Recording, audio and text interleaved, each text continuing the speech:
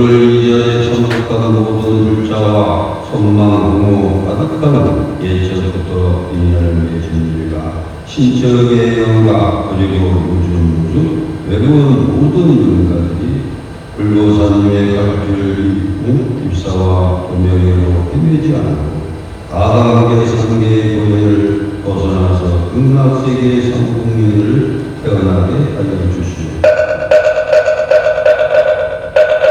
어째 들어가신 불보살님이시여 이 법회에 참석한 모든 불자님들의 세세생으로 천연히 거룩한 성들을 믿고 의지하며 구경스러운 그날까지 지혜에 따른 인연에서 물러남없이 항상 착하고 슬기로운 구원을 되도록 하여 주시옵소서.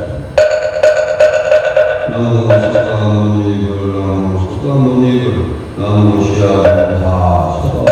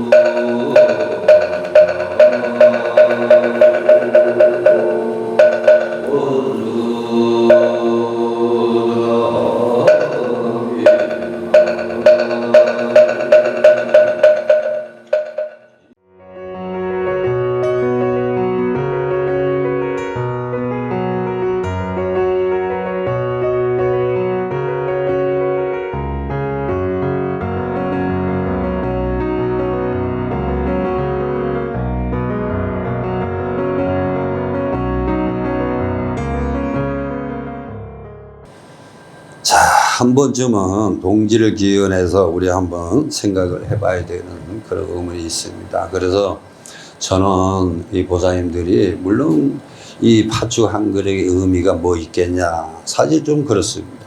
근데 이거는 팥죽의 의미보다 옛날부터 이제 이 전해왔고 그 전에서부터 우리나라의 민속 신앙이 되는데 외국에는 뭐 어떤 뭐 이상한 문화를 가져와도 그걸 막 받아들이려고 애쓰고 우리나라는 민속은 다 미신으로 돌아가고 이역이 되는 거는 옳고 이역이 안 되는 건 다 미신이다 이렇게 하는데 한번 생각을 해보세요. 보살님들 오늘 이제 지나간 해인데 올해 한 해 동안 1월달부터 지금까지 오면서 나는 무엇을 했는가 내가 정말 부처님에게 진정으로 내가 기도를 해봤는가 안 해봤는가 한번 생각해봐요.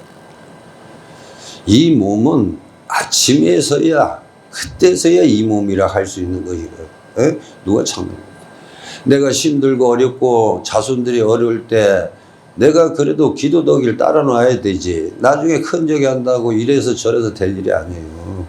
근데 올해 한 해를 마무리하면서 또 새해를 맞이하는 데 있어서는 뭔가 전진이 필요합니다. 올해에 이제 해가 지나가고 이제 개묘년에 해가 왔습니다. 개묘년에 이제 한 해가 다가오는데 개묘년의 새해를 기준해서 맞이한다면 우리 보살님들은 과연 어떤 생각으로서 어떻게 임하고 어떻게 실천할 것인가, 한번 생각을 해봐야 돼요. 근본 올해에 만약에 지난 과거에서 생각을 돌이킬 수 없다면은 미래도 불직한 거야. 미래도 보장이 없어. 맨 그렇게 보내고 말아.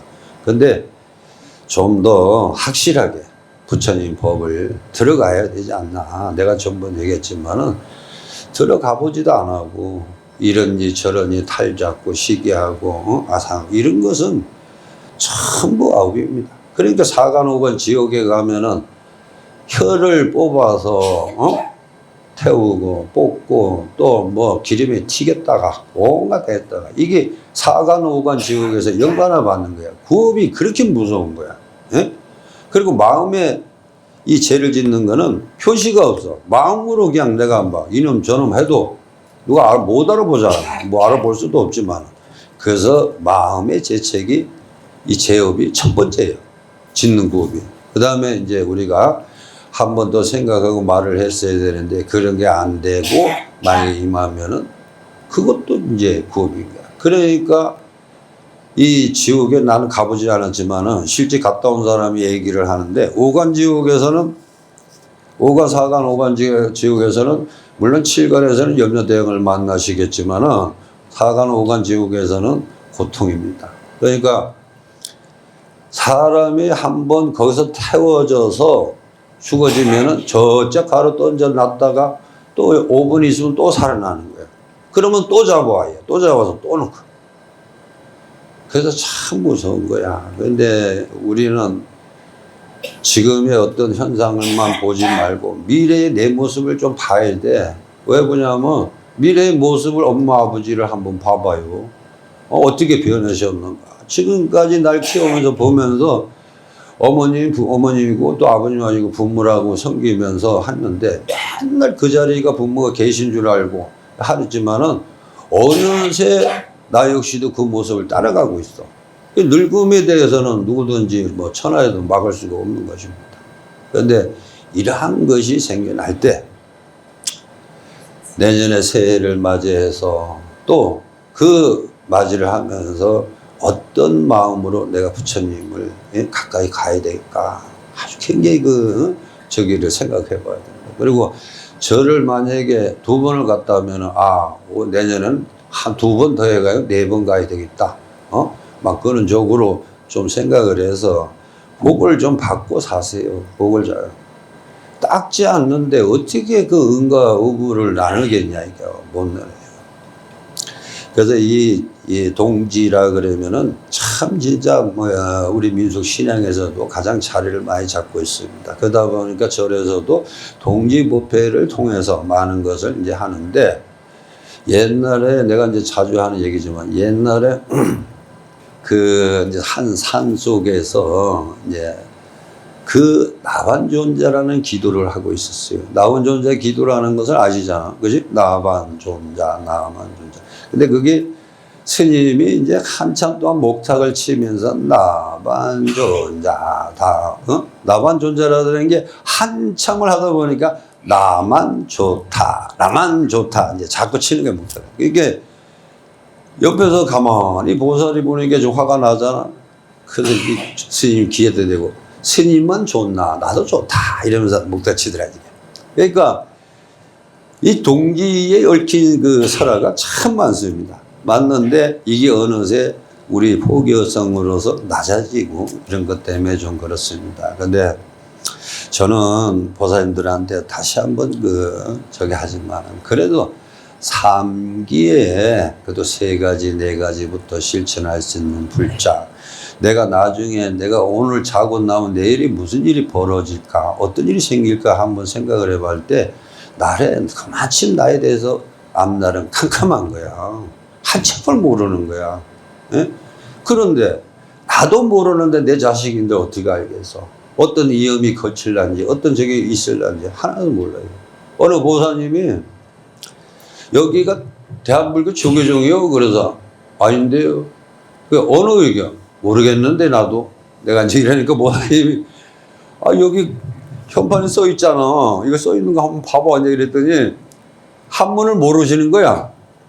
그래서 내가 거기다 딱 이럴 거. 대한불교 조계종이잖아요. 그러니까요. 그런 줄 알고. 그래가지고서 웃었습니다. 웃었는데, 그런데 이 보사님이 떡 오셔서 하는 말이, 저는 절에 다닌 지가 한 25년이 됐다는 거야. 됐는데, 하나도 자손이 잘 된 일이 없다는 거야. 그래서 교회를 갔다. 교회를 가니까 또 그만한, 똑같더라, 이게. 그 스님, 이게 어디에서, 제업을 소멸하고 성도를 찾을 수가 있을까요? 그거 한번 대답을, 좀 학답을 좀 듣고 싶다라는 거예요. 그래서 제가 그랬어요. 보사님이 정말 성불 받고 싶습니까? 하니까 그렇다는 거예요. 그러면은 우선에 나를 보라. 나를 보게 되면은 그 자체의 깨달음을 알 것이고, 만약에 그의 깨달음을 알지 못하면 평생 공부하게 삽니다. 그래서 자제분들이 다 키워놓고 처음에는 어렸을 때 젖을 미기면서 키워왔지만은 이 다음에 가서 군대 갔다 오고 뭐 어디 시집 갔다 오고 나면은 또 그 다음에는 어떻습니까? 그 시집 장가 보냈다고 그 끝이 아니야. 왜냐하면은 그 둘이 있다가 또 하나 애가 생기면 하나가 더 생기고 또 하나 되면 또 하나 더 생기고. 그러면 둘이가 너희 되고 너희가 8명 되듯이 되는 거예요. 근데 그거는 반드시 업의 기준에서 나타난다는 거예요. 좋게, 좋은 쪽으로서 이런 것을 이제 임해야 되는데 그렇지 않을 경우는 어떻습니까? 아무리 내가 노력을 하고 이래 봐도 그게 나타나는 부분은 없다라는 거거든요. 그러니까 보사님들이 앞으로도 이제 내년에 계약을 이제 기준하면은 기도를 좀 세우세요. 세우셔서 내가 참 원하는 그런 것을 얻으면서 또 실천해 가면서 그런 불자가 되면은 참으로 덕이 많습니다. 그러니까 세액 공덕이 제일 많아. 그런데도 그걸 안 하시면 돼요. 그래서 즉심불료 불즉심이요 일체 중생 시유불성이라 하는 거예요. 어디든지 부처님이 계신다는 거예요. 항상 계시는데 그걸 뭐 동이고 서고 남부고 따지지 아니하고 나만의 청정하면은 반드시 되는 거야. 이게 불법을 만나야 보살님들이 다 원만해. 불법을 못 나오면은 내가 내일에 한치가 어떻게 될는지도 몰라요. 그래서 부처님께서 항상 말씀하시기를 나 자신의 등불을 삼고 남을 의지하는 거 허무하게 나 자신을 의지하고 기대고 임하라 했습니다. 그래서 내 자신의 성불의 씨앗을 심고 그것을 등불이 되어서 임하면은 반드시 그분은 성불하리라. 근데 제가 봐도요 성불이라는 거는 잠깐이라 깨우침이 있어서 한번 보면은 굉장히 어렵게 생각하는데 그게 아니에요. 그리고 이 사람이 참 노보사님들도 계시지만은 내가 이런 얘기하면 좀 그렇지만은 제가 가만히 법당에 앉아서 참선하고 있으면서 내가 지금 어디까지 왔나? 지금 나는 여기 앉아서 뭐 하나? 덜렁하게 혼자 앉아가지고 궁상을 떨고 있어요. 그런데 분명한 거는 변했다는 사실입니다. 변하고 어느새 내 얼굴이 주름이 늘어지고 보는 눈은 희미해지고 또 듣는 귀도 마찬가지고 걸음이 달라지고 이렇게 해서 한 해에 기저하지만 내일에 대해서도 그렇잖아. 그러니 어떠한 약속도 할 수 없는 겁니다. 그것이 바로 우리 인생이고 그래서 험하다는 거예요. 그래서 윤회 사상들을 잘 익히시고 단 한 번이라도 보살님들이 가정에서나 사회적에서나 어딜 가서나 그저 신모장구 되더라니 안 그러면 간된 보살 이걸 임해서 여기에 딱 담아둬야 되는 거예요. 그래야만이 어떻게 성불하는 거예요. 그렇게 내가 절에 가자 이러면 더 신이 나서 가야 되는데 에이 그럼 뭐 가봐야 뭐 춥고 뭐 이래서 뭐 이렇게 얘기가 나온다고. 그게 우리 중세심입니다. 그래 잘 될수록 더 열심히 하시고 그리고 내년에는 보살님들이 많은 변화가 있습니다. 왜 변했냐면 지금도 그렇지만 여러 가지가 이제 이 금전 쪽이나 또 지진 쪽이나 이런 쪽에서 변화가 많이 생기지만은 지금부터라도 보살님들이 올해는 내가 만약에 지출이 많았고 이 집에 어려움이 많았다면은 반드시 다시 한번 돌이켜서 한번 지나간 가격 1년 365일을 한번 적어봐. 오늘은 뭐 했는지, 내일은 뭐 했는지. 결과적으로 보면 똑같아. 에? 쓰는 것 똑같고, 먹는 것 똑같고, 입는 것도 똑같아. 근데 변화가 없어. 마치 그냥 뭐 헛개비 같은 그런 식으로 이렇게 변이 됩니다. 그래서 이런 허무함을 채울 수 있는 거는 부처님 법이야. 그래서 부처님 법은 그 어떤 공양보다도 천에서 법공양의 기준하면 1000배고 일반 과외공양은 만약에 1이란 말이에요. 그게 1000분의 1이 비유되면은 가장 선물 받을 수 있는 게 법공양이에요. 법공양은 보살님들이 아까도 말씀드렸지만은 그러한 쪽으로서 임해야 되지 내가 이러고 저러고 해서 그런 거는 그건 아니에요. 그리고 보살님들이 더 열심히 정진해서 내년에는 내가 반드시 부처님이 되겠다라는 것을 이제 하고 항상 나의 등불을 삼으세요. 그리고 누구든지 뭐 부모라든지 그 어떤 분들도 의지하지 말고 좀 더 행위할 수 있는 것을 찾아보시고 만약에 나의 어떤 늙음과 삶애가 공건하다고 부모 탓을 한다면은 그 사람은 정말 어리석은 사람입니다. 저는 그래서 보살님들이 정처에 오면은 또 이런 말씀도 전해주고 뭐든지 요래 시긴대로만 잘하면은 아무 문제가 없어. 꼭 문제가 생겨요. 왜 생기냐? 그러니까 내가 아픈 완전히 밟았더라도 뒤는 완전히 어두운 거예요. 내 뒤에 봐줄 사람이 없으면은 칼이 날라올란지 화살이 날라온지도 모르는 거예요. 그냥 모르고 당하는 거예요. 그러니까 그래 하시고 좀 더 내년에는 원만한 그러한 이제 가정이 이루어지도록 기도도 임하고 자 늘 건강하시고 성불하세요. 보살님들 추화가 아니고